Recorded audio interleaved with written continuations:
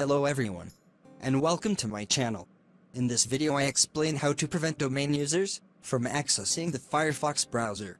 Through Gorup Policy you can apply a policy to domain users, not to access browsers, including Firefox. The idea of the video is to prevent the user from accessing a specific application, such as Firefox. Let's start quickly. Open the Server Manager dashboard, and from there click on the Tools menu at the top of the page. From the menu, select Gorup Policy Management. On the left side in Gorup Policy, click to expand the forest. Then right-click on the organizational unit to which you want to apply the policy, and select Create a GPO in this domain, and link it here.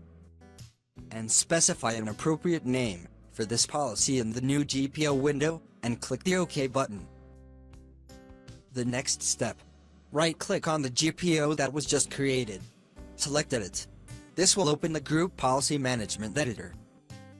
Expand the folders on the left side to open the path that appears in front of you on the screen. I will leave you the path in the video description for easy access. After opening the path, on the other side, double-click on the policy called Don't Run Specified Windows Applications. First, select the Enabled option, and at the bottom, click on the Show button, and here, write the name of the application that you want to prevent users from accessing, which is Firefox, but followed by .exe, and click on the OK button. Then the Apply and OK button.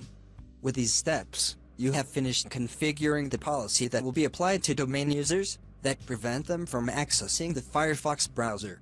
I will now open to one of the client computers belonging to the organizational unit to which the policy was applied.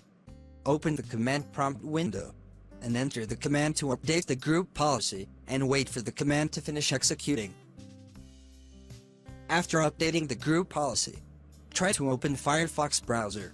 Immediately you will see something that says it can't open the application. Thus, the policy has been successfully implemented on the domain users. Thank you for watching. I hope that the video is useful to you. I also hope that you subscribe to my channel. Thank you all.